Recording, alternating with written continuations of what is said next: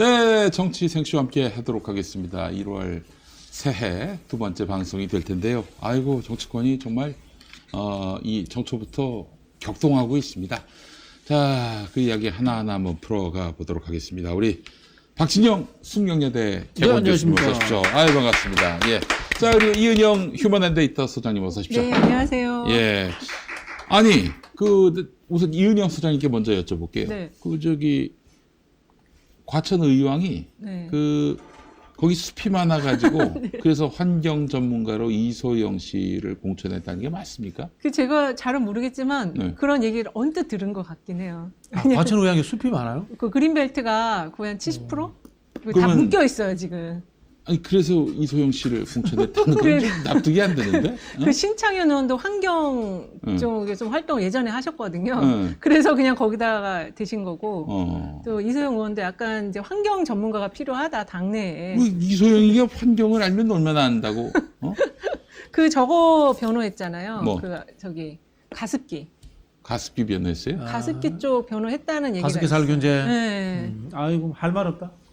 아니 근데 그 신창현 의원이 워낙 그 인심을 잃어가지고 다음에 나오면 안 될 것이다 해서 갈아야 되겠다, 네. 교체해야 되겠다 해가지고 이제 정치 신인 이소영 씨를 공천한 걸로 알고 있는데 근데 어떻게 이소영은 뭐 다음에 또 될 것 같아요? 지금 지역 분위기는 그렇게 좋진 않아요. 시장을 다 뺏겨가지고. 그렇지? 네. 뭐 과천시장, 의왕시장, 다 지금 의왕시장 정도면은 뭐 민주당이 낙승할 거로 예상됐는데 거기마저도 내줬어요. 이번에 어려웠는데 이제 좀 전체적으로 대선 후에 지선이 있었기 때문에 뭐 구도는 어려웠다고 하지만 이제 의왕은 좀 아, 된 데도 많아요. 그렇죠. 된 데도 많아. 네, 의왕은 꼭 돼야 되는 지역인데 안 돼가지고. 그럼 예를 들자면은 김동연 후보는 이겼는데 네. 민주당 단체장은 진 곳, 이런 곳들이 네. 제법 있어요. 이런 곳에는 이제 지역위원장 탓을 좀 할 수밖에 없고, 그럼 당연하죠. 예. 그 다음에 거기에서 낙선한 단체장들이 다시 국회의원에 나오려고 하는 거, 여기에 대해서도 어느 정도 페널티가 저는 있어야 된다. 그런 생각이 들어요. 우리 어떻게? 지역이 아마 그런 지역일 거예요. 김동연 후보는 조금 앞섰는데 네, 시장 시도의원은 또 진 그런 지역. 그 왜 진 거예요? 이소영 의원은 뭐라고 합니까? 그거에 대해서 이제 우리 지역뿐만 아니라 좀 얘기를 평가를 해봐야죠. 그럼요. 네. 당연히 평가를 민주당이 현역 시장인데 졌어요? 그렇죠. 현역시장이었는데 졌죠. 이야, 참. 예, 이런 데 많습니다. 그래서 하여튼 저 유튜버들이 지난번에 누구 덕으로 당선됐는데 맥을 못 추고 있는 지역에서 인심을 잃은 국회의원이 있다면은 반드시 교체를 해야 되겠다 이런 여론이 무르익은 의원들은 교체해야 되죠. 근데 또 그들이 또 나름대로 어떤 당내 정치 또 이런저런 또 주의 이념 이런 걸 앞세워가지고 세력을 앞세워가지고 또다시 당 공천이 돼가지고 그렇게 해서 낙선돼가지고 민주당이 소수당 되는데 이익을 담당하는 이런 참사를 막고자 애를 써볼 생각입니다. 예. 몇 개 저는 좀 기준이 있어야 된다는 생각이 드는데, 네. 국회의원들은 전문가보다는 좀 제너럴하게 정치 전반, 국가 전반에 대한 이해도가 있는 사람이 됐으면 좋겠다. 그런 생각이 들고, 단체장은 최소한의 행정과 예결산의 편성이라든가 심의에 대한 이해도는 있는 사람이 하는 것이 좋겠다. 그런 생각이 듭니다. 그래요. 자, 하여튼 지금 어떻게든 자기가 여기 터줏대감이니까 다선 의원이니까 다음에도 또 반드시 되겠다. 자기의 어떤 그런 조직세로 이런 일이 없도록 하기 위해서 최선을 다하겠습니다. 그러니까 그래도 하여튼 경선에서 이기면은 인정해 줄게요. 그런데 그렇죠. 경선도 없이 그냥 나의 힘으로 밀고 가겠다. 착각 깨시기 바랍니다. 가만 안 둘 겁니다. 이번에는 거의 경선을 현역 의원 지역은 어차피 이제 평가하겠지만 하위 든 의원 말고는 경선을 해야 될 거예요. 그래야지 본선 경쟁력을 생길 수도 있거든요. 경선을 통해서. 아니 남인순 의원이 중대선거구제 지지하더만요. 중대선거구제가 옳다 그러다 이 차원을 떠나서 아니 또 입장 바뀌었어요. 입장 바뀌었어요? 어떻게? 권역별 비례 확대 또 이야기하던데요. 거기 나가려고? 아니 그런 게 아니고 예. 전반적으로 이 늘 입장이 바뀌어요, 의원들이. 그러니까 이제 자기가 당선될 수 있느냐 없느냐 거기에 이제 주안점이 있는 거지 뭐. 예. 자, 지난주 저희가 또 중대선거구제에 대한 이야기를 또 해봤는데 참 너무 속 보이는 인간들의 그 민낯을 많이 봤던 것 같아요. 예. 우리 오늘 이재명 대표가 소환됐습니다. 소환이 아니라 이제 검찰에 출석을 했습니다. 비단 안 나가나 기소는 분명한데 말이죠. 기소는 분명하다고. 근데 왜 나갔을까? 그 의도는 무엇일까? 어떻게 분석해야 될까요? 저는 이재명 대표가 이 일을 이제 정리하는 국면으로 들어갔다 이런 생각이 듭니다. 네. 실제로 보면 이제 몇 가지 것들에 대해서 정확하게 그 키워드를 써서 바로 잡았어요. 후원금이 아니라 광고비다. 그다음 미르재단은 사적 그렇죠. 관련 이익을 편취하려고 했던 것이고, 그다음에 성남 FC는 공공기관이다. 그렇기 때문에 그것이 적용되지 않는다. 그럼 뭐냐? 이거는 정치 검찰의 보복이다. 그럼 나는 어떻게 할 것인가? 보복에 맞서서 싸우겠다. 라는 정치적 선언을 하는 자리였다. 저는 그렇게 보여집니다. 지금 말씀하신 게 이제 이재명 대표가 들어가기 전에 종이를 꺼내서 읽은 내용에서 제 핵심적인 포인트 2개를 얘기하신 거거든요. 그래서 지금 기자들도 관심이 이제 그 수사를 검찰에서 내년 총선까지 하려고 하는 것 같은데 실제 그렇게 될 경우에 이제 그 미치는 여파가 어떻게 될 건지. 근데 이거는 수사는 더군다나 제1야당 대표 헌정사상 처음으로 지금 그 기소 기로에 놓여 있는 거잖아요. 그러니까 이런 경우에 이거를 내년 총선까지 이 국면을 끌고 간다고 하면은 그 여당에게 굉장히 부담이 된다. 특히 총선 지선이 다 이제 그 중간 평가 성격의 선거들이기 때문에 잣대가 유권자들의 그 기준 잣대가 완전히 달라져요. 그래서 지금 수사를 지금 하는 거는 뭐 사법 리스크 민주당이 뭔가 이렇게 흔들리는 모습 이런 시각으로 보겠지만 총선 국면으로 딱 들어가면 그게 중요한 게 아니고 지금까지 지금 2년이 지났는데 대통령이 그동안 뭘 했냐 성과를 내놔라 이렇게 기준이 확 바뀌거든요. 네네. 그런 상황에서도 계속 수사하고 이재명 소환하고 부르고 이렇게 한다면은 그게 다 역풍이 되는 거죠. 그렇지. 네. 자, 그래요. 일단 이재명 대표가 언제 나올지는 모르겠습니다만은 이자들이 뭐 태도를 보고 뭐 구속영장 치겠다 또 이렇게 나오고 있어요. 태도를 보고. 그렇게 할 진짜 수는 없죠. 오만 그렇게 할 수는 방작이 없죠. 이를 데가 없는 자들입니다. 아까 이제 말씀하시길로 헌정사상 초유의 야당 대표에 대한 이 소환이지만은 또 한편으로 보면요 역사상 최초로 단체장이 공기업에 광고비 유치한 걸로 최초의 소환이에요. 그러네. 이게 앞뒤가 하나도 안 맞고요. 네. 지금 이제 시간을 끄는 거는 결국은 이건 증거의 문제가 아니고 법리 논쟁이에요. 공적인 일을 한 것이 왜 제3자 뇌물이라는 것이 적용이 되느냐라는 말도 안 되는 상식에 어긋나는 짓거리를 지금 검찰이 하고 있다라는 법리 논쟁의 측면을 지금 해야 되는 것이고 증거라고 하는 것은 뭐 서류로 다 있는 거예요. 이게 획득한 거야. 그렇지. 그리고 모든 공무원들이 이걸 잘했다고 이제까지 다 해왔단 말이에요. 단체장들이. 예. 특히 예를 들어서 이제 그 은행권 이야기 한번 해볼게요. 네. 성남시의 예산이 한번 3조 정도 될 겁니다. 네. 주거래은행 엄청난 이득이 생깁니다. 맞아. 그죠? 예. 예. 자, 그런 은행들이 다른 지자체 예를 들어볼게요. 다른 지자체도 다 후원합니다. 광고 다 합니다. 그런 그렇지. 경우에. 예. 그게 그러면은 제3자 뇌물이냐. 예를 들어서 윤석열이 외국에 뭐 그럴 일은 없겠지만 그런 능력이 안 되니까 외국에 기업을 유치했다. 기업을 유치하면서 외국 자본을 유치했으니까 거기에다가 세제 혜택이라든가 그다음에 뭐 땅 임대료 문제를 낮춰줬다. 그렇지. 그래서 윤석열의 지지도가 올랐다. 그럼 그 제3자 뇌물입니까? 그럼 국회의원이 예산 따와가지고 지역구에 플랜카드 붙여가지고 인기도가 올라갔다. 그 제3자 뇌물입니까? 공적인 일을 하는데 제3자 뇌물이라는 것을 다 들이대 버리면은 대한민국의 정치, 어떤 지자체, 행정행위 이런 것들 다 할 수 없어요. 말도 안 되는 법 기술자들의 이 네. 꼼수예요, 이거는. 제3자 뇌물죄. 그 이제 말하자면 과거에 미르재단 관련해서 이 박근혜가 기업들 보고 미르재단에다 이제 후원금 보느라 그렇죠. 뭐 네. 그렇게 해가지고 미르재단이 살짝 압력을 계속 넣었잖아요. 예. 근데 그게 결국 무죄로 났어요. 알고 계신지 모르겠습니다만 무죄로 났어요. 그 무죄. 부분이요? 예. 그리고 그거는 또 미르 재단이라고 하지만은 사적 이익을 위한 활동이지 않습니까? 최순실이 언제든지 거기서 돈을 뺄 수 있는 장소인데 성남 FC에서 이재명 시장이 또 이제 그 어떻게 거기서 이제 돈을 뺄 수가 있어요. 말도 안 되는 이야기. 상식을 넘어서는 법 기술자들이 꼼수 부리는 거예요. 전형적으로. 그래요. 법이라는 게 보편적으로 모두에게 적용될 수 있어야 되는 건데 왜 이재명에게만 적용됩니까? 이런 거 아니에요.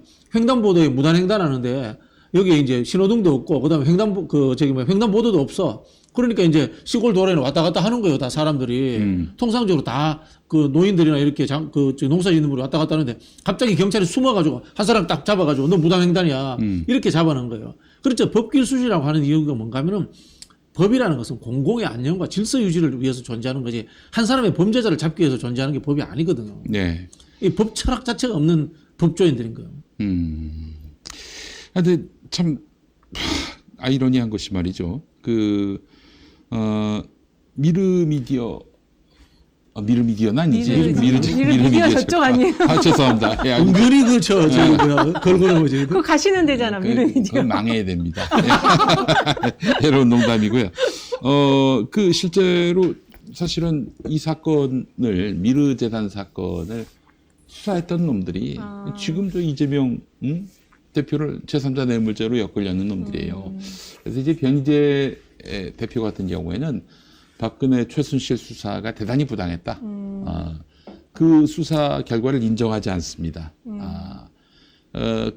그래서 당시에 뭐 윤석열, 한동훈 이런 뭐 결국 정치 검사들이 당시 여론에 편승하고 또 문재인 대통령에게 잘 보이기 위해서 그렇게 박근혜, 최순실 등을 그렇게 제3자 뇌물죄로 엮어가지고 보냈는데 이걸 부인해야 한다라는 입장입니다. 근데 뭐 우리 내부에서는 뭐 동의가 안 되는 분들도 많이 계실 거고 또 당시에 탄핵은 옳았다라고 믿는 입장에 서신 분들도 많이 계시고요. 그런데 분명한 거는 그때 재미 봤던 놈들이 이번에도 재미 보려 한다라는 점입니다. 그건 팩트 아니겠습니까? 예. 근데 이번 제3자 뇌물죄는 이건 너무나 터무니없기 때문에 이건 도말할 나위가 없는 것이고 그래서 이거는 민주당이 정말 당력을 집중해서 이거는 저지를 시켜야 될 텐데 지금 대한민국의 이 미친 깡패 검찰을 제지할 수 있는 제동을 걸 수 있는 그런 공력을 지금 민주당이 갖고 있는가 이 부분은 또 의문이기도 합니다. 그럼 이제 국회를 움직여야죠. 국회를 움직여야 한다. 원래 국회가 그런 일 하라고 있는 거예요. 오늘 많이 지도부들이 가서 지지자들도 많이 나오시고 하더라고요. 네. 그런 것들이 저놈들한테 무슨 경고 효과가 될 수 있었는지는 모르겠습니다. 그러나 분명한 거는 이제 싸움은 굉장히 정말 저쪽에서 상상을 초월하는 화력을 동원해 가지고 할 것이고 그렇다면 여기도 모든 그런 의지와 능력을 그렇죠. 다 결집시켜 가지고 맞서야 할 것이고. 예. 우리가 잘못된 교육에 빠져 있는 게 있어요. 선거 자주 하면 안 된다. 그런 거 있잖아요. 네. 모든 선진국들은 선거를 자주 합니다. 그렇지. 선거를 자주 합니다. 그다음 탄핵, 국정조사, 특검 이건 남발되어야 돼요. 이게 민주주의예요. 그거 다 원할 것 같은데 국민들도 특검하고 지금 김건희 특검 하라고 계속 요구하고 있잖아요. 네네네. 김건희 특검으로 대응해야 되는데 또 네. 정치 검찰이 또 그렇게 앞장서는 사람들을 몇 놈만 본보기로 뭐 그냥 수사하고 감옥 보내서 뭐 노웅래도 나는 그걸 노리고 있다고 보는 건데 그렇게 해서 민주당 의원들을 움츠러들게 만들 그런 지금 꼼수를 갖고 있는 게 아닌가 싶은데 지금 당대표부터 이렇게 지금 얻어맞고 있는 상황이라면은 이제 당대표 믿고 가는 거죠. 그렇죠. 그 뒤에 서가지고 함께 싸워야 될 거라고 보고요. 아니 지금 당대표만 얻어맞는 게 아니고 여당에 여당에 1위하는 지금 후보도 얻어 터지고 있는데 예. 우리가 단결해야 되고요. 예. 닭의 모가지를 비틀어도 새벽은 온다. 네. 그래요. 하여튼 오늘 이재명 대표의 이렇게 검찰 출석은 뭐 이런 의미가 있어 보입니다. 이재명 대표도 오늘 나갈 때 그 얘기하더만요. 뭐 이래봐야 난 기소된다. 이렇게 나와서 수사 협조해봐야 기소된다. 이런 얘기하는 거 보니까 이놈들의 그런 어떤 폭력적 수사, 이런 정치 보복을 온몸으로 다 안겠다. 나 스스로를 어떤 투쟁의 동력으로 삼겠다. 이런 의지가 읽혔어요. 예. 이게 2013년도 일이고 2018년도에 도지사 경선 때 그때 이제 소가 제기돼 가지고 경찰에서 수사를 했던 겁니다. 자, 2018년도에 이재명 그 당시 성남시장 도지사 도전자가 여권의 핵심이었죠. 비주류 중에 비주류였고요. 그렇지. 비주 중에 비주였고 당원권도 정지됐습니다. 그 당시에. 그렇지. 당원권도 정지된 상황이었는데 무슨 그 당시에 수사를 제대로 안 해가지고 덮었다 이런 이야기를 합니까? 또 게다가 당시에는요, 뭐 누구 때문인지는 모르겠습니다만은 이재명만 잡으면은 뭐 정말 특지는 보장됐다 이런 설이 경찰에서 돌았습니다. 뭐 제가 차마 말할 수 없습니다만은 사실이죠. 그래요. 저 그 당시 당 사정 잘 아시는 박진영 교수님이 저렇게 얘기했으면은 사실입니다. 뭐 얘기 안 하셔도 누군지 다 압니다. 네. 아이 그 인간 진짜 참 정치 오래 해먹습니다. 어떻게 한두 번 해철 먹어야지 진짜. 아이 적당히 해철 먹어야지. 아휴 정말 참 너무 정치를 오래 해먹는 것 같아요. 예. 왜 웃으세요 근데? 뭐 제가 갑자기 누구 이름 들리는 아이고 저는 뭐 그런 의도로 얘기한 게 아니었습니다. 예. 자 그래요. 사법 쿠데타, 검찰 쿠데타라고 또 얘기하셨습니다. 김용민이가 수시로 하는 얘기 아닙니까? 검찰 쿠데타. 지난번에 서부지검 조사받으러 나갔을 때도 계속 검찰이 붙더라고. 어째서 이게 검찰 쿠데타입니까? 그랬어요? 일절 진술 거부권을 행사했기 때문에 제가 답은 안 했지만 속으로 야 몰라서 묻냐? 그렇게 속으로 그렇게 얘기했었어요. 몰라서 묻냐? 넌 그거 아닌 거 같냐? 얘기하고 싶더라고. 자, 그나저나 우리 나경원. 나경원. 저출산 고령사회위원회 부위원장이 네. 내놨어요. 네. 내놨어요? 내놨어. 내놨어. 이제 빨리 그럼 잘 당대표 나간다는 얘기 지금 아닙니까? 나경원의 별의 순간입니다. 잘했어, 나경원. 내 태어나서 처음으로 나경원을 응원합니다. 누가 저기 고래 빠지고 새우 싸움 만든다고 하는데 나경원 고래 아니었거든요. 참치 정도 됐거든요. 갑자기 고래가 됐어요. 갑자기 저기 윤석열 덕분에 고래 된 거예요. 지금 민주당 지지자들이 내가 나경원을 응원할 줄이야 지금 다 이러고 있어요. 내가 나경원이다. 나가 나경원이다. 나가 나경원이다. 예. 아니 나경원은 지금 이렇게 해서 당대표 나간단 말이에요. 네. 그러면은 당대표가 될 수 있을까요? 결선에서 안 될 거라고 보는데. 아니에요. 전 된다고 봐요. 되신다고 네, 봅니까? 된다고 봐요. 된다고 봅니까? 지금 좀 있으면 유승민도 나온다고 할 것 같아요. 유승민도 나온다? 네, 네. 그렇지. 너무 네. 유치하게 짓밟았어요. 네. 안 나오면 안 되고 나유 이제 연대가 만들어질 것 같고. 그러면은 네. 결선 투표에서 유승민과 나경원이 만날 수도 있는 거 아닙니까? 뭐 그럴 수도 있는 거죠. 야, 그 김기현 안 되고 강신업 안 되면 이게 무슨 개망신입니까? 그럼 이제 소방서 누굴 투입하겠지. 소방수? 네. 누구? 그거는 근데 저기 윤통이 누구 집어넣겠죠. 누구? 집어넣을 사람이 있을까? 지금 뭐 원희룡 한동훈. 원희룡을 네. 한동훈 집어넣으면 또 모르겠다. 확장성이었기 때문에 양자구도에서 필패카드예요. 우리 한동훈이가? 네, 왜냐하면 제가 국민의힘도 물어보면은 네. 국민의힘에서도 한동훈에 대한 비호감도가 상당히 높더라고요. 그러니까. 그치. 그러면 나경원이 되는 거죠, 뭐 그냥. 야, 그러면은 이제 총선 때 게다가 또 지금 반윤정서로 당선이 되는 거 아니에요, 그렇죠. 당대표가. 그러면은 윤석열이한테 삐딱하게 나갈 수밖에 없겠네. 응? 맞아요. 이게 한마디로 그러면 총선 때 네. 윤석열이나 김건희의 터무니없는 이 사람 꽂아라는 그거 안 터무니없는 지시를 받을 이유가 없는 거고. 그렇죠. 그래서 저는 2달 남았는데 음. 캐비넷 털지 않을까. 나경원이 털 거 많아. 예전에 우리 안진걸 형님이 열심히 또 고발한 게 있거든. 먼저 스페셜 올림픽입니까? 스페셜 그렇지. 부분도 있고 뭐 여러 가지 의혹들이 많았기 때문에 아니 근데 남편이 판사니까 본인도 판사고 열심히 컨설팅을 하겠죠. 캐비넷 털 거라고 봅니다. 나는 캐비넷 털어도 다 비켜 나갈 거라고 생각하니. 그리고 지금 그래? 기간이 너무 짧아. 2달 안에 쇼부를 봐야 되기 때문에.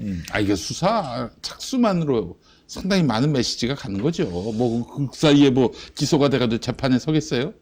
대법원 판결까지 나겠어? 그러면 유승민이 그다음에 나경원 수사 들어간다 이러면 유승민 바로 나와야죠. 그렇지. 네. 네. 지금 빠가사리 취급받고 있는 거예요. 지금 국민의힘은 빠가사리 취급받고 있는 거예요. 그렇기 때문에 지금은 싸워야 돼요. 네, 맞아요. 들이받아야 합니다. 지금 가만히 있다가 그래서 결국 강신업이가 당대표가 된다.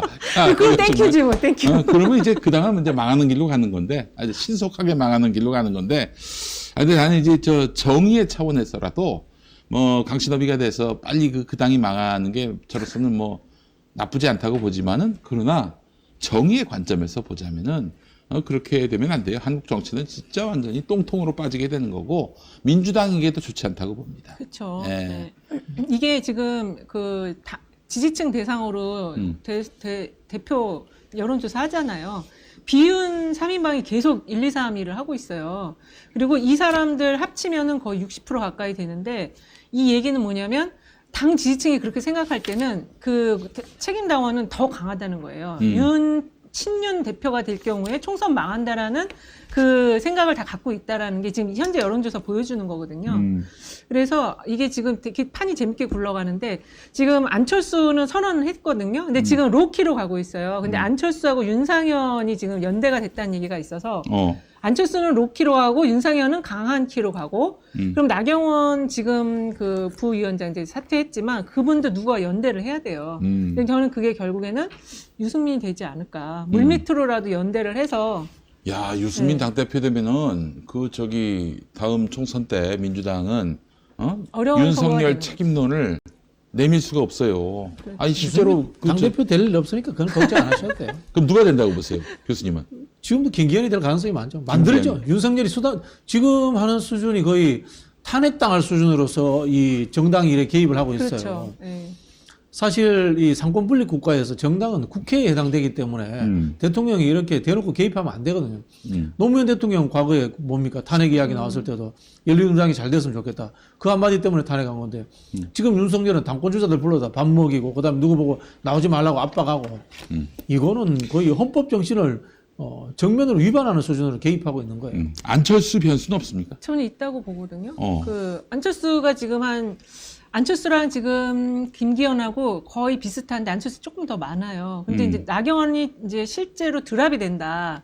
뭐 수사를 한다든지 그러면 나경원 표심이 지금 이동을 김기현한테 갈까요? 나경원을 지금 1위로 올렸다는 거는 비윤이 돼야 된다라는 생각 때문에 올린 거거든요. 네. 그러면 그게 안철수로 가든 아니면 사표가 되든 저는 그렇게 될 거라고 보는데 그래서 이게 지금 쉽게 김기현이 될 수 있는 상황은 아니다. 저는 그렇게 보고 있어요.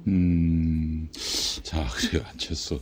야, 이제 셈법이 복잡하겠네, 복잡해요, 지금 윤석열은. 그렇죠? 네. 이거 다 그냥 못 나오게 다 막고, 그러면 자연스럽게 자기가 원하는 그런 후보가 될 텐데, 저는 윤석열은 김기현이지만, 김건희는 강신업이라고 봅니다. 그 김어준 총수도 오늘 계속 그 얘기를 의혹을 계속 제기를 하던데 어떻게? 강신업이다 대표는. 네. 우리가 한 달 전부터 얘기한 거예요. 김어준이가 뭘 알아? 우리가 다 얘기한 거야, 우리가 다. 이야기 듣고 한 거예요? 또 우리 방송 다 모니터하고 있다고 봅니다. 네. 우리 김총수님이 혹시 김용민이가 자기를 씹을까봐 굉장히 노심초사하시면서 내 방송 보고 있다고 보는데, 그러나 우리 어준이 형님, 내가 어준이 형한테 받은 은혜가 얼마나 많은데 내가 어준이 형을 씹습니까? 저는 그런 인간이 아닙니다. 사실 저도 이제 뜬금없이 뉴스 공장을 고정 출연을 했잖아요. 네. 그래 참 도움을 많이 받았는데 늘 참 이상한 제보를 해가지고 애를 먹여가지고 미안해요. 네, 그래요. 어쨌든 강신업이 주목해야 될 부분이 뭐냐면은 변희재 대표 고문이 열심히 또 모니터합니다. 그렇죠. 잘 알잖아요. 강신업이가 무슨 얘기를 하냐면은 박영수를 털어야 한다. 대장동. 박영수 털면 이제 윤석열이가 무사하지 않아요. 근데 그럼에도 불구하고 박영수를 털어야 된다 이런 얘기를 한다는 것 자체는 특이하네.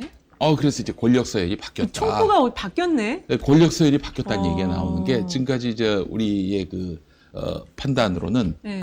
권력 서열 1위가 천공이고 2위가 강신업이고 2위가 김건희고 3위가 강신업이었는데 지금 공동 1위가 강신업과 천공이다. 공명이.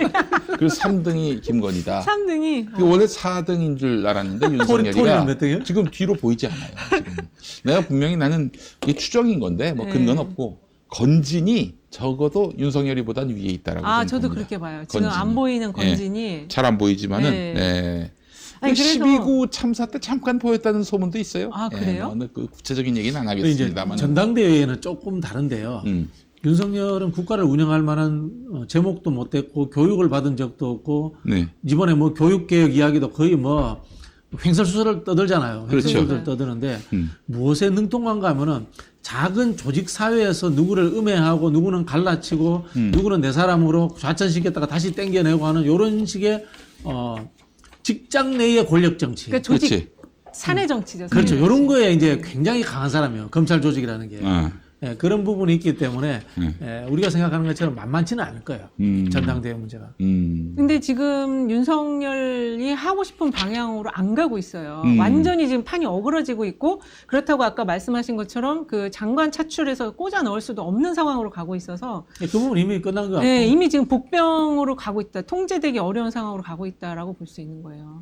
남은 거는 이제 변희재 대표도 그런 이야기를 하고 저도 이제 취재한 바에 있는데 결선 투표라든가 이런 방법들에 대해서 이 시행 세칙 차원에서 교묘한 이제 꼼수들을 이제 구상해내는 것들 그러니까 그런 생각들 할 거예요. 그 결선 투표 저도 갑자기 집어넣은 게 시뮬레이션 해본 결과 안 된다라는 거 확인해서 결선을 넣은 거거든요. 근데 그치. 지금 나경원 이분이 이대로 그냥 간다. 저는 결선 없이 끝날 수 있다고 봐요. 그러니까 여기서 조금 더 그 본인의 이제 그 뭐랄까 그 로키와 강한 키를 같이 잘 병행적으로 전술적으로 해서 이준석처럼 튕겨 나오지만 않는 그 스탠스를 잘 유지하면 여기서 지지율이 지금 35인데 40 가잖아요. 그러면 당원 투표하면 50 넘어간다는 얘기예요. 그래서 좀 저는 그렇게 보고 있어요. 나경원 상당히 가능성이 높아지고 있다. 아, 그래요. 네. 그렇게 되면은 안철수까지 다 나온다. 완주한다. 그러니까 그러면 3파전이 되는 거죠. 그러면은 무슨 김기현이니 뭐 저 강신업이니 다 그냥 어려워 다. 어? 네, 그냥 다 피렘이 되는 거예요. 올림픽 정신으로 나오는 거지. 그런 뭐. 거죠. 참가하는데 의의를 두는. 네, 네. 예. 그런 상황을 눈앞에서 보는 윤석열은 나경원 하기 나름이다라는 데도 이제 저는 동의가 되는 게 뭐냐면은 나경원이 반윤으로 가면 또 협소해져요. 그렇죠. 근데 그러면 안 되죠. 비윤으로 존재해야 돼요. 비윤으로 존재하면서 반윤을 흡수해야 되고 친윤에서도 핵관이 아닌 사람들, 권성동이나 장제원을 싫어하는 사람들을 흡수해야 되는 그런 정치적 능력이 있느냐 하는 부분인데 저는 오랫동안 봐온 입장에서 나경원은 그런 능력이 없다. 그리고 두 번째 나경원은 유승민과 다르다라는 게 뭐냐면 앞에서도 말씀드린 유승민은 고래인데 나경원은 뛰어봐야 돌고래. 예, 이 정도인 게 왜냐하면 나경원을 우리 국민들이 대선 주자감의 지도자로 봐주잖아요. 그러니 아마 지지층 내에도 비슷할 겁니다. 그런 측면에서 한번 지켜보시죠. 알겠습니다. 네, 어쨌든 네, 지켜봐야 될 대목이긴 해요. 근데 지난번 당대표 때 그 나경원이 되는 걸로 많이들 생각했었잖아요. 그래서 이준석 돌풍이 없었으면 네, 나경원이 되는 무난히 거였죠. 될 수도 있었는데. 네, 그래서 당내 기반은 좀 있는 것 같아요. 네. 뭐 또 정치 오래 했고. 근데 참, 내 나경원 이상해요. 항상 보면은 그 당에 그 대통령한테 항상 그 잘 순응하는 그런 그렇죠. 저거였는데, 박근혜한테도 그 밑보이고. 지금 별의 순간이잖아요. 네. 지금 윤석열한테도 밑보이고. 윤석열은 그 얘기가 있더라고. 학교 다닐 때 둘이 같이 다녔잖아요. 근데 동기인가? 동기가 근데 2살인가 어린가 그래요. 나경원은. 80년에 학교 나갔지. 참. 네, 그래갖고 그러네. 차이는 3살 정도 나는데. 네, 근데 학교를 79학번이네. 79학번. 79하고 8 학교를 쭉 8이야, 다녔으니까. 네, 윤석열은 쭉 쭉 다녔으니까. 다니다가 같이 다녀서 윤석열 대표 차도녀 좋아하잖아요. 네. 나경원 전 대표 차도녀 스타일이잖아. 네. 그래서 이제 뭐 같이 밥 좀 먹자. 좀 마음이 좀 있어가지고. 근데 나경원 대표가 그 당시에 윤석열 눈에 보였겠어요? 그러니까 아마 발로 찼을 것이다. 그래서 진짜? 그때부터 좀 앙금이 있었을 것이다. 그렇게 추정을 하는 사람들이 있더라고요. 야, 이게 재밌는 썸네일인데. 이야, 이거 재밌는 얘기인데? 오늘 그 썸네일 제목감으로. 아니, 그 얘기가 있어요. 같이 다녀서 나경원 스타일을 윤석열이 좋아해서, 근데 윤석열 스타일이 이렇게 대시하는 스타일이 아니거든요. 그럼 은근히 내가 저기 윤석열 마음을 너무 잘 압니다. 네. 뚱뚱한 사람이 그 여자한테 막 대시 못해요. 대시도 못하고. 근데 김건희가 구원 안 해줬으면 윤석열이는 지금 뭐 그렇죠. 계속 저 총각으로 살 수도 있고. 그래서 이제 김용민이도 그 정현주가 저 구제해주지 않았으면은 일생이 이렇게. 그러니까 이제 은근히 밥을 먹자 이렇게 지나가는 말처럼 툭 건지면서 자기 진심을 다해서 했는데 나경원이 탁 차버린 거지. 자기 눈에는 저런 오빠는 보이지도 않거든. 그러니까 아니 상처받은 어디서 그렇지. 정말 재수 없어. 근데 그 사람이 나중에 대통령 후보가 돼서 나타났어. 이 나경원 얼마나 깜짝 놀랐겠어요. 근데 윤석열은 그때 이제 드디어 내가 너를 찰 때가 됐다. 그래. 이은영 선생님 그런 쪽으로. 이런 걸로 다 특화되셨네. 아니, 혹시 저기. 나도 나중에 대통령이 돼가지고, 나를 찾던 년들, 내가 진짜 하나하나 다. 그 앞에 나타나가 봐요. 나타나가지고. 얼마나 놀라겠어요. 학교 다닐 때 저기 미팅 소개팅 이런 거 많이 해보셨어요? 아, 그래요. 자, 잠시 광고하고 또 이야기 나누도록 하겠습니다. 자, 우선 김승범 보험대리점부터 하도록 하겠습니다. 예. 형사합의, 벌금, 변호사 비용을 보장하는 운전자 보험 얼마에 가입하고 계십니까? 자가용 운전자 기준 여성은 월 6,800원, 남성은 월 7,800원입니다. 버스, 트럭 등 영업용 차량 운전자 보험도 월 21,500원에 안내해드립니다. 암, 뇌혈관, 허혈성 심장 질환을 보장해주는 건강보험은 또 얼마에 가입하고 계십니까? 월 3만 원대에 보험료는 갱신하지 않습니다. 네, 지병이 있어서 보험 가입이 어려웠던 분들도 월 3만 원대면은 진단금과 수술비를 보장하는 보험 가입이 가능합니다. 일당 13만 원의 간병인 비용과 각종 진단금을 지급해드리는 간병인 보험도 월 3만 원대입니다. 자, 주택, 식당, 상가, 공장, 사무실 화재 보험과 배상 책임 보험도 상담해 드립니다. 그간 납부하신 보험료가 부담되시나요? 보장이 걱정되시나요? 보험료를 줄여서 저축하고 싶으시죠? 보험료를 줄인다고 보장이 약해지지 않는 방법을 설명해 드린다고 합니다. 19년차 보험 설계사가 나와 우리 가족의 모든 보장을 분석한 뒤 직접 설명해 드립니다. 보험에 관한 모든 문의는 010-3360-0689 카톡 상담도 가능합니다.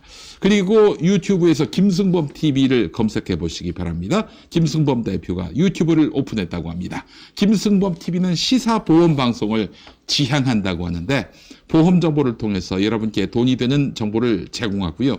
보험 사고 사례를 통해서 의료, 복지 관련 시사 정보를 제공한다고 합니다.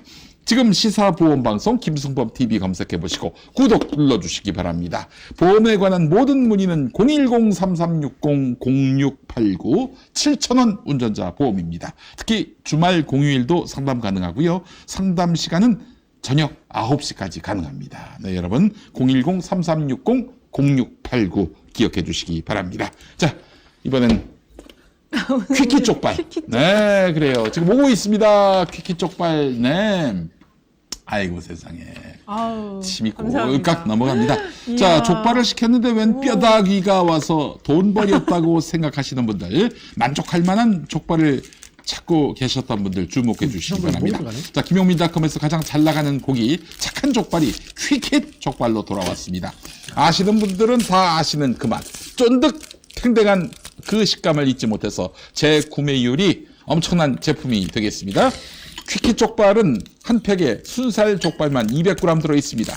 번거롭게 뼈를 발라낼 필요도 없습니다. 그냥 해동한 다음 전자레인지에 3분 내지 4분 돌리면 끝입니다.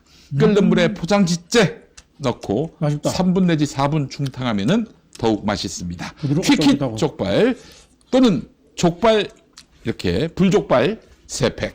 그러니까 일반 족발과 불족발 3팩. 네, 어느 것이든 족발 3팩이든 혹은 불족발 3팩이든 네, 3팩은 18,000원입니다. 자, 김용민닷컴은 로그인 때 전 상품 무료 배송입니다. 쇼핑이 후원이다. 김용민닷컴 되겠습니다. 아이고 그래요. 맛있다. 이거 불족발이 맛있네요. 아, 그렇죠. 네. 불족발에다가는 이제 새우젓 하지 마시고 일반 그냥, 족발에다가 이렇게 그쵸. 하시고. 예. 아우. 이거야. 맛있다. 뼈다귀를 다 도려낸 네, 순수한 족발만 여러분들께 선사합니다. 이게 또 그냥 족발은 새우젓하고 먹는 게 또 맛있네요. 아, 족발은 새우젓이요. 혹시 새우젓도 같이 주는 거예요? 그럼 새우젓이 제대로 살아있는데요? 주긴 주는데 저희가 따로 이게 이거는 같이 오는 건 아니에요. 새우젓이 진짜 좋네. 좋아요. 아, 불족발은 또 불족발대로 불족발도 맛있어. 양념이 소주로 부르는 거지. 소주를 부르는.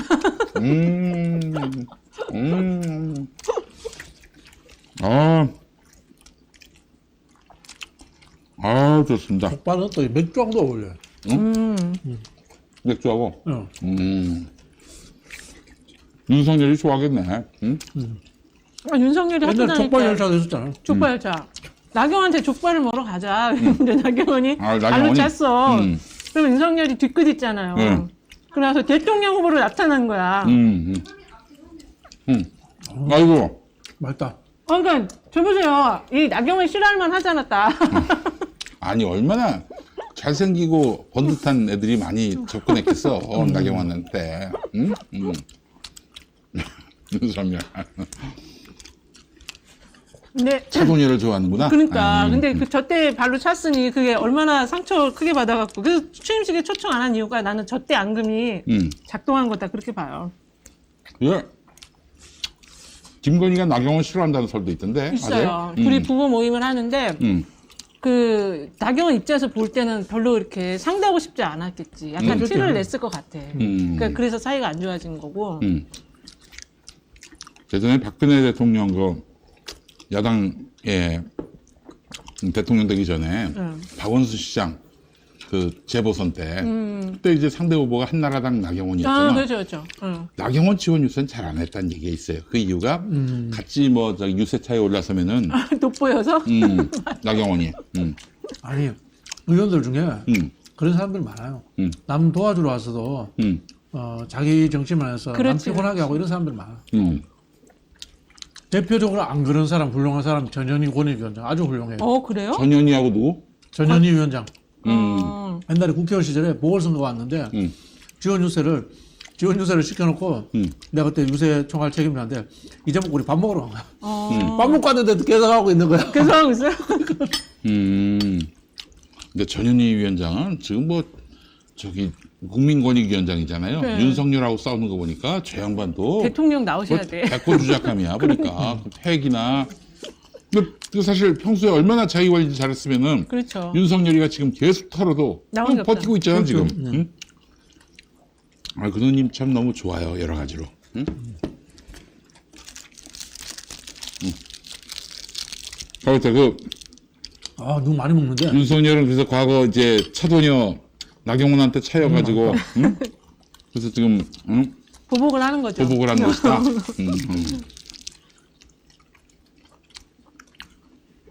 치졸하네. 그게 벌써 30년이 뭐야 40년 전 일을. 응? 그만큼 좀 치졸하잖아요, 대통령이. 네. 아니 그러면 아예 그냥 파괴를 해버리지. 수사를 시켜가지고. 응? 아니 나경원 건이 얼마나 많아요. 그래서 내가 알고 있기로는 안진걸 그 양반 안진걸 소장님이 한 13건인가 11건인가 그 고발을 그때 했거든. 한번 그죠. 그냥 한번 깡그리 다 그냥 총정리했지, 총정리. 깡그리 다 이제 검찰에서 그냥 다 그냥 무혐의로 끝냈어요. 그때 이제 문재인 정부 때인데. 아이고. 근데 그 올해 이제 지금 다다음 주가 구정이니까 그 신년 운수를 저도 이제 유튜버 때 많이 찾아봤는데 윤석열 대통령 입관상이라는 게 있어요. 관상이 되게 안 좋다고 이게 오! 재밌겠다. 얘기 좀 해주세요. 얼굴이요. 눈썹도 그렇고 얼굴이 전체적으로 좌우 균형이 안 맞는데요. 특히 안 맞는 게 입이에요. 입이 완전히 좌우가 안 맞는데 입이 이렇게 그 대칭이 안 되는 것도 있지만 입이 어떤 때 보면 이렇게 엎어진 그릇상으로 입이 이렇게 거꾸로 뒤집힌 상이 그러네. 있어요. 네. 저 좌측 하단에 보면은 완전히 네. 입 모양이 이렇게 뒤집어져 있잖아요. 저런 상이 그 반역자상인데 특히 입이 저렇게 반역자상? 반역자상이에요. 반역자상? 네, 반역자상이래요. 근데 입이 저렇게 좌우 대칭이 안 맞은 사람들은 결국 구설로 망한다고 하는데 구설로. 네, 근데 지금 김건희도 입이 틀어져 있거든요. 좌우가 안 맞아요, 김건희도. 김건희조차. 네, 그래서 요새 이제 김건희 여사가 행사를 하는데 오디오를 풀어요, 자꾸. 마이크를 잡거든요. 조만간에 입으로 인한 구설이 큰 게 터질 거다. 그런 얘기가 많이 있더라고요. 뭘로 구설해 오를까? 날리면에 해당하는, 날리면에 해당하는 그런 구설이 터질 거다. 말 뭐 실수하거나, 이렇게. 근데 하여간 그래서 이제 뭐 행사를 하다가 네. 말이 생각이 안 나서 아이 씨발. 그게 오디오에 그대로 나가. 그러면 또 김은혜가 나와야지. 여러분 잘 들어주십시오. 다시 한번. 말은 씨발이 아니었습니다. 뭐 이러면서. 사발이었습니다. 사발이었습니다. 갑자기 이천 도자기 축제가 생각나서 사발을 이야기했습니다. 글쎄, 아이고 진짜 재밌는 동네입니다. 입꼬리 모양 때문에. 입이 굉장히 많이 틀어져 있어요. 윤석열 대통령. 요즘에 윤석열이 안 되는 일이라면은 제가 무슨 무속의 예측도 귀담아 듣게 됩니다. 예. 저도 오늘 들었는데 그 관저가 터가 굉장히 안 좋다고 하잖아요. 관저. 네. 오, 지금 저 네. 한남동. 네, 거기 밑에 터널 뚫려가지고 근데 관저 주변에 그 집을 하나 사가지고 집을 지으면서 그 안에다가 탑을 세웠다, 액막이 탑을 세웠다라는 이야기가 부동산 업자들 사이에 뇌형이 퍼져 있대요. 액막이 탑을 액막이 세웠다. 탑을 세웠대. 근데 그 관저 안에다가 관저 아니고 관저 주변에 그 집을 사가지고. 땅을 좀 사가지고 거기 집을 지었는데 그 집 안에다가 액막이 탑을 세웠대요. 김건희가. 네. 와. 근데 그게 얘기가 부동산 업자들 사이에 이렇게 퍼져가지고 강남 쪽에 많이 그런 얘기가 돈대요. 그래서 저도 오늘 얘기를 들었거든요. 야, 이거 감당할 수 있나? 지금 우리 이은영 오늘 사장님. 너무 많이 풀었나? 너무 많이 풀었어. 그래요. 그 액막이. 얘기가, 예, 액막이 탑을 세웠다고. 야. 하루에 하나씩만 풀어요. 너무 많이 풀었나? 그 주변에 쭉 뜨시는 기자들이 그 주변에 좀 취재를 해보시면. 등기부등본 답돼가지고. 이제 새로 최근에 집 지은 데 있는지, 뭐 땅이 이렇게 땅이 팔린 데가 있는지, 좀 찾아볼 필요가 있을 것 같아요. 강남에 지금 소문이 퍼졌다. 부동산 업자들 사이에 퍼졌대요, 그게. 그 이제 그 지하에 이제 그 CTX, GTX라고 그 왜 경기도와 서울 있는 고속철도. 네. 그게 지나갔는데 그 지하에 뭐가 지나가면은 뭐 굉장히 횡행수라고, 횡액수라인가? 뭐, 네. 예, 안 좋다고. 뭐 그게 없어도 저는 뭐 이 정권은 뭐 물론 무너진다고 봅니다. 예, 무너진다고 보는데 점점 기운이 안 좋아지는군요. 그러니까 더 이제 무속에 그렇죠. 또 깊게 또 의존하는 게 아닌가 하는 그런 생각도 들고. 예, 알겠습니다. 근데 제일 재밌는 건 저거네. 나경원한테 차였다. 어째 나경원한테 차인 건 맞나요? 아니, 근데 그냥 유추해볼 때 그럴 가능성이 높다. 예. 그래요. 이럴 때 나경원도 한마디 해야지. 정치에는 뭐 이무기 저무기 뭐 다 사용해야 합니다. 아니 윤 대통령님, 대학생 때 나한테 대시해가지고 내가 한번 찼다고 이렇게 날 괴롭힙니까? 이 한마디 해봐. 그 대선 주자로도 나갈 수 있어 그러면은. 좋습니다 나경원. 아이고 그런 실력이 다 있었군요. 이런 거예요. 나경원 전 의원이 저출산 고령화 위원회 부위원장으로 한마디해서 이게 얻어맞았잖아요. 그렇지. 물러나면 안 돼. 물러나면 안 된다. 아니 왜요? 자리에서 물러나지 말라는 소리가 아니라 자기 논리를 굽히면 안 돼. 그렇죠. 특히 이제 정책 논쟁이기 때문에 맞아요, 저런 맞아요. 걸 가지고 싸워가지고 그게 이슈가 되면은 그때는 나경원은 참치가 아니라 고래가 되는 거예요. 그렇지, 맞아. 아니 내가 사실은 너무 놀란 게 뭐냐면은 윤석열 정권 따위가 정책 논쟁을 벌인다는 것 자체가 이게 상당히 놀라웠어요. 아무것도 모르는 것들이 지금 정책 논쟁을 걸었단 말이야. 그래서 이거 참 아주 살다 보니까 배우에 누가 있는 거지. 배우에 배우에 누굴까? 누가 있는 그게 아니 지금 이제 최근에 교육개혁 이야기 있지 않습니까? 그 내용도 보면은 보통 이제 우리 교육의 목표라는 것은 우리 이제 목사님도 교육자시니까 저는 교육자는 아니고 교역자입니다. 교육의 목표라는 게 자아 실현이에요. 인간의 가치를 스스로 이제 발전시키고 그다음에 그렇지. 진리를 탐구한다. 예. 이런 게 이제 개인적으로 인간의 이 교육의 목표인데 박정희 시대 때는 우리 민족 중의 역사적 사명이잖아요. 네. 그런데 윤석열 시대는 경제 생태계의 부품으로서의 교육의 목표가 잡힌 거야. 네. 이렇게 보면서 제가 계속 의심하는 게 그 전희경 정무일 비서관을 의심하는 게 그렇지.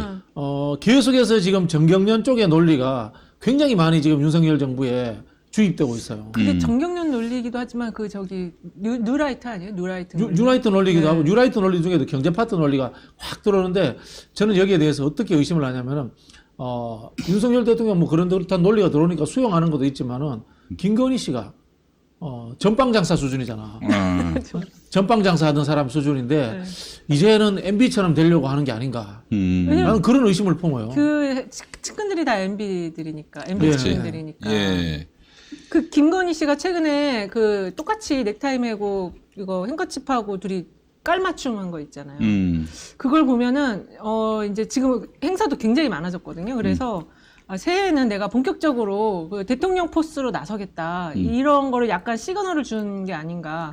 그 둘이 옷을 입었는데 똑같이 넥타이 초록색으로 매고 행커칩 똑같이 그렇죠. 초록색으로 우리가 했어요. 이제 김건희 씨를 코바나 컨텐츠 수준의 이 홍보 이뭐그 하는 뭐 이 좀 이 조롱거리 이렇게만 생각을 하는데 한편으로 보면은 MB가 했던 이 자원외교라든가 그렇죠. 그런 뭐 이런 것들 있지 않습니까? 그다음에 IT 관련들 외교들 이런 것들에 대해서 이제 배우려고 하는 게 아닌가라고 저는 뭐 의심을 해봅니다. 배우려라기보다는 자체가 좀 장사꾼 마인드가 있잖아요. 엄마도 그렇고 김건희 여사도 그렇고 그래서 그 안도 다다오라는 그 건축가한테 뭐 그거 네. 지금 갑자기 꺼내 들어가지고 그런 것도 자기 이미지를 계속 이렇게 좀 업그레이드 하려고 자꾸 그런 걸 꺼내 들으는데 그런 잔머리를 쓰는 거는 MB랑 좀 비슷한 것 같아요. 네. 참 재밌는 동네입니다. 정말 아유 무슨 일이 벌어질지. 아니 우리 저 윤석열이가 저기 후보일 때 김건희가 그랬잖아요. 나는 뭐 저기 당선돼도 아내로서만 그렇게 얘기했죠. 남겠다, 영부인 안 하겠다 뭐 그랬는데 뭐 지금 완전히 뭐 지가 다음에 저 자기 대권 도전을 원래 그 집의 아내로서 역할이 그런 겁니다. 그래요? 예. 그 집 안에 조금 그 역할이 집 안에 원래 역할이 그런 거였어요. 그래요. 그 망하는 길로 가고 있습니다. 잘하고 있습니다. 저는 그래서 사실 올해 우리가 좀 주목해야 될 것이 이자들이 이제 권력 투쟁을 벌일 가능성. 저는 충분히 있다고 봅니다. 네. 왜냐, 지금 보니까 천공이나 강신업이나 김건희나 건진 다 윤석열을 개무시하는 그런 느낌을 받았어요. 아, 그래요? 네, 그러면은 그 대통령이 허수아비면은 권력을 지가 먹으려고 하지 않겠어요? 그냥 치열하게 지들끼리 치고받고 싸울 가능성이 대단히 높습니다. 이 권부의 싸움이 이제 외부에 노출되는 순간 권력은 유지되기 어려워요. 이미 진행되고 있을지도 모릅니다. 여기에 한동훈이가 작년 11월, 12월에 개망신을 당했잖아요. 5번 맞아요. 연속. 예. 한동훈이도 가만히 있지 않을 겁니다. 자기가 살기 위해서라도 그렇지. 이 권력 투쟁에 가세를 안 할 수가 없어. 게다가 또 지금 차기 대권 주자 1위 아니에요. 맞습니다. 여권 내에서. 가만히 있겠습니까? 이제 예. 순위 바뀌겠네. 나경원 대표 되면은 1위가 또 바뀌겠네. 그 나경원 털겠지. 나경원 털 겁니다. 그렇지, 나경원 예. 털겠네요. 나경원 열심히 좀, 나경원이 당대표 된들 윤핵 간의 공천 요청을 거절할 수 있겠어요? 그럼 자기를 도와준 비윤과 반윤들의 공천 협조를 거절할 수 있을까요? 실제로 능력을 발휘하기는 쉽지 않을 겁니다. 아니, 이재명 대표가 만약에, 이렇게 뭐, 영장까지 나온다. 집행되기는 어려울 거라고 보지만은 정말 만에 하나 그런 상황이 오게 된다. 그러면은 민주당은 당연히 옥중 대표 체제로 가야 되는 거 아닙니까? 지금 뭐 분위기는 그렇게까지 해야 되겠어요? 그렇게 하면은 그냥 이 새끼들이 그거는 거의 미친놈들이기 때문에 그냥 브라질 같이 가야죠, 뭐 그럼 그냥 가서 이제 그 상황 되면은 이제 국민들이 다 나와야 됩니다. 거리로. 브라질 같이 가는 거지 뭐. 그래서 저는 지금이라도 빨리 탄핵이라는 것에 대해서 밑자락을 깔아놔야 된다고 주장하는 거예요. 그렇지. 아니, 저는 지금 그 국민의힘에 한 10명 내지 20명은 반란표가 있다고 봅니다. 걔 확실한 거는 권은희. 네. 권은희. 한편은 확실해. 네, 한편은 확실해요. 그리고 인사에 관한 투표 아니에요? 탄핵은? 네, 그렇죠. 그렇기 때문에 그냥 회부를 했다? 나는 나올 수 있다고 봐요. 예. 게다가 나경원 만약에 턴다면은 그러면 또 이제 뭐 무지하게 나온다고 봅니다. 예. 그래서 그 국민의힘에다가 이런 시그널을 줘야 돼요. 야, 너희들 이런 식으로 나가면은 앞으로 이 검찰 정권 그대로 두면은 너희들 마음에 안 들면 다 너희들 수사하고 감옥 보내고 나중에 가서 또 공천, 몰살 시킬 거 아니냐. 이참에 너희들 그 내년 총선 오기 전에 정권 정리하자. 그리고 새 출발하자. 지금 이 무드에서 뭐 그 윤석열이를 내쫓는데 함께 뜻을 합하면은 다 제로 베이스가 된다. 제로 베이스가 되는 거고 너희들은 그 합당한 후보를 내세워서 그래서 이렇게 선의의 경쟁을 벌이고 내년 총선에서 또 선의의 경쟁을 벌이자. 이러면 나는 설득할 의원이 한 20명은 된다고 봐요. 그렇죠. 여기다가 정의당이 설마 반대하겠나? 난 정의당이 반대하지 않는다고 봅니다. 그러면은 아주 재미있는 괄목할 그런 결과가 나오지 않겠는가? 저는 뭐 하여튼 다음 총선에 어떤 형태든지 간에 제3당이 출연한다고 봅니다. 지금 존재하지 않는 제3당이 저는 출연하는데 그거는 가능성은 보수 신당이 더 가능성이 높다. 그렇지. 그렇게 보여집니다. 그러니까 이제 윤석열이가 나경원 주저앉히고 유승민 주저앉히고 안철수 주저앉히고 그래서 뭐 김기현이를 세운다든지 혹은 뭐 아니 나경원이 되면 윤석열 다시 신당창당 할 것 같아요. 나가서. 윤석열 발 네, 그냥 다시. 그럴 수도 있고. 네. 오, 저는 그 그럴 가능성이 수도 있다고 있고. 봐요. 그래요? 네. 윤석열이가 따로 차린다? 네, 왜냐면 원래 신당 창당하려고 생각을 하고 있었는데 이거 그냥 먹어보자 했는데 지금 나경원이 나오면서 판이 완전히 흐트러졌거든요. 그러니까 요대로 되면 안 돼요. 김기현. 따라갈 의원이 몇이나 있을까? 70명? 새로 넣는 거죠. 새로. 그러니까 그걸 때문에 김한길이라는 분이 그 뒤에 있는 거잖아요. 그 민주당이 수박불도 데리고 오고. 네, 그렇게 해서 다시 판이 하나. 근데 어떤 만들어졌어요. 미친놈이 지금 윤석열 당에 들어가려고 할까? 지금 재밌는 게요. 국민통합위원회잖아. 국민통합위원회가 대통령 자문기구예요. 대통령 이제 령에 의한 자문기구다. 법정기구는 아니고. 근데 거기에 정치분과가 있어. 왜 참 정치분과가 희한하잖아. 있지? 정부 부처에 정치분과가 있으면 이거 굉장히 논란거리가 되는 거거든. 정치분과가 있어. 그리고 거기에 누가 같이 일을 하냐면 최재천 전 의원이 같이 일을 해요. 최재천 맞아요. 최재천이는 민주당 성동의 국회의원이었다. 어떻게 그 똥개를 따라가냐? 난 참 그 사람 명민하고 똑똑한 사람으로 알고 있었고, 그것도 말도 잘하잖아요. 그리고 그 과도하게 혼자서 근거 없는 개혁 성향의 이야기를 하면 의심해 봐야 돼요. 그 사람이 FTA 반대 운동했거든. 그렇지. 예. FTA 반대 운동 혹시 안 했어요? 나도 반대했지. 그때는 반대가 많이 있었죠. 노무현 대통령이 추진한 건데. 네. 그때 그 반으로 쫙 갈라졌어. 진보 있으면. 아니 반대는 김어준 됐어요. 뭐 나만 한 것처럼 얘기를 하네. 제주 해군기지 반대했어요, 안 했어요? 반대했지. 그것도 노무현 대통령이 미국하고 협상해서 따낸 건데. 근데 어쨌든 그 설득 과정이 없었어요. 아니 그런 식으로 얘기하자면은 그래서 노무현 대통령 그런 측면에서 이 통합을 계속 대연정을 얘기한 건 다 그런 통합이 아니라 거였죠. 이제 이 집권을 했으니까 집권자는 좌우의 문제가 아니고 국익과 이 국가의 발전이 우선이니까 그런 식으로 잡았던 거죠. 근데 어쨌든 지금 윤석열이 창당 가능성도 저는 있다고 봐요. 창당 만약에 3당이 나온다면 그런 가능성도 있다. 저기 PK를 주목해 보십시오. 제가 한번 쭉 봤거든. 금액관들에 보니까 연고가 강남 아니면 PK예요. 그렇죠. 생각보다 TK는 또 적더라고요. 네. 근데 수도권 아니면 이제 수도권 강남이 이제 서울하고 그다음에 PK. 그리고 지금 PK가 여론조사 한번 다음에 한번 추이 이런 거 한번 보여주시면 좋겠는데 요동치고 있어요. 요동치고 있는 게 윤석열의 지지도는 빠졌는데 민주당 지지도는 안 올라가고 무당파나 정당 지지율 비슷해. 부동층이 엄청나게 많아졌어요. 그게 이제 제3당의 토양이 되는 거거든. 그렇죠. 제3당의 그래서 지금 전체적으로 무당파층이 한 29 나오니까 30 가까이 나오니까 토양은 만들어져 있죠 지금. 야, 근데 윤석열이 일단 신당을 만든다는 건 뭐냐면은 나중에 다시 합칠 걸 다 감안하고 아니요, 안 합칠 수도 있죠. 따로 간다. 안 합칠 수도 있죠. 그럼 무리수를 둘까? 아니 검찰 동원해가지고 정치인들 뒤틀어가지고 굴복시키고 그렇게 해가지고 지가 지금의 그 국민의힘을 다 먹을 수도 있는데 뭐 검찰 동원해서 정치인들 뒤틀어 가지고 때려잡으면 되는데 다수당이 돼야 될 이유가 어디 있습니까? 아니 근데 지금 그렇게 하기에는 대통령 지지율이 너무 낮아요. 지금 그치. 40대 초반인데 그 전화는 아직 37이잖아요. 그러니까는 그치. 지금 이 상황에서 너무 많은 일을 벌려놓고 수사를 계속하고 있으면 내년 총선 땐 이거는 수사 더 이상 하는 거는 이제 용납 못 받거든요. 그러니까 이제 그래서 아마 이제 윤석열이 스스로 창당을 하는 것도 하나 갖고 있을 거예요. 플랜 B로. 윤석열은 목표는 이겁니다. 반윤석열 세력이 200석을 넘지 않는 거. 그렇죠. 그것만 그러니까 윤석열 신당이 창당되면 50석만 유지하면 돼. 40에서 50만 자기가 가지고 있으면 개헌 저지선이나 탄핵 그걸 못하게 그것만 만들면 되는 거거든요. 정치인이 아니고 법적 계산만 하는 사람이기 때문에 법적으로 숫자만 맞춰지지 않으면 나는 내 마음대로 해도 된다. 사정권과 공권력을 가지고 그렇게 생각하는 거죠.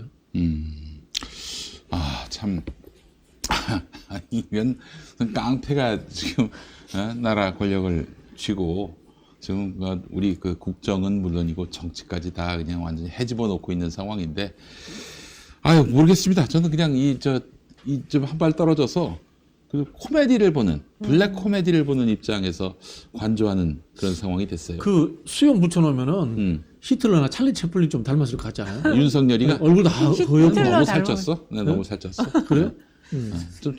좀 말라야 그런데 그 말은 맞네. 예. 야. 갑자기 히틀러한테 미안하네. 그래요. 그 나경원은 이제 그 윤석열의 치사함을 좀 강조할 필요해서 반드시 그때 나한테 그 작업 걸었던 거 다 알고 있다. 아, 저 뭐야, 저 좌측에 저. 아주 그냥 완전히. 아니, 근데 그 왜 저렇게 됐을까, 사람이? 그 윤석열이. 그러니까 특수부 오래 해서 저렇게 된 것 같아요. 입이 저 때는 안 틀어졌었어요. 아니, 입의 문제가 아니라 왜 쪼다를 살았을까 싶어요. 아니, 이렇게 귀하게 살았잖아. 유치원 때 나비 넥타이 맨 사람이야. 아니, 근데 네. 그러니까 닮았네. 아니 그거보다도 네.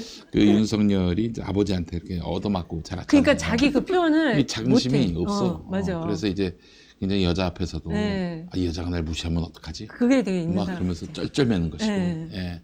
그 저기 정영진 같은 친구 보면은 여기 보니까 왜 그 친구한테 내가 난 결혼하고 애도 있고 그런 상황에서 이제 드디어 이치를 알았어요. 나도 여자들이 나한테 뭐 이렇게 어떤 우리 뭐 저기 정영진 말하는 거예요. 정영진. 영진이. 정영진 3%. 네. 3% 영진이. 정영진은 끊임없이 대시합니다.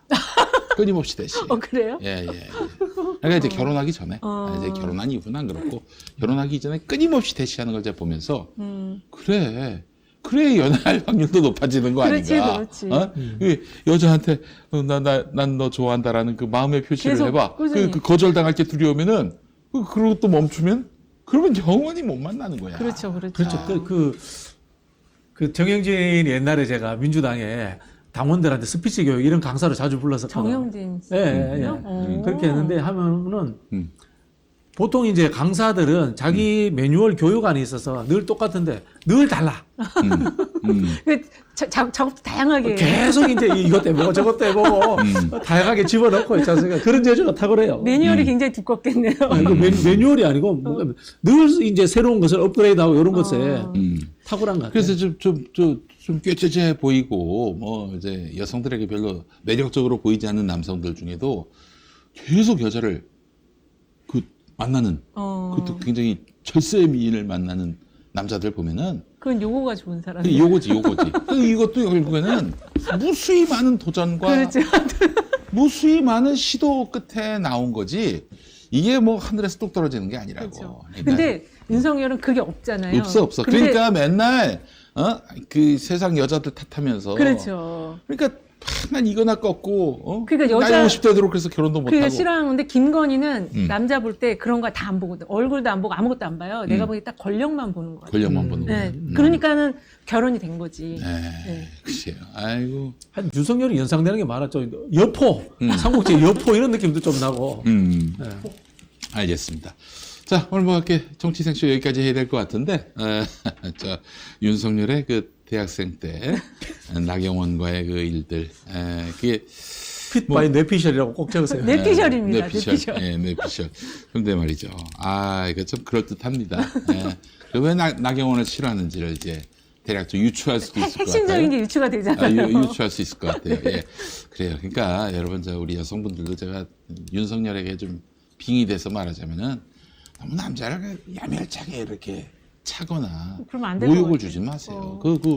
그러면 얼마나 상처를 받는데. 대통령이 돼서 내 앞에 나타나면 어떻게 그거. 그렇지. 얼마나 피곤해. 게다가 내 남편의 그 지금 대법관이 돼야 될 내 남편의 인사권을 지고 그렇게 만약에 해봐. 난 충분히 이해가 돼요, 나경원이. 나경원이 지난 대선 때 이재명 찍지 않았을까? 그랬을 것 같아요. 예, 그랬을 수도 있지 않을까 하는 생각이 듭니다. 예. 자, 오늘 김용민 TV 정치생쇼 마무리하겠습니다. 저희는 다음 주 이 시간에 다시 오겠습니다. 고맙습니다. 감사합니다. 예.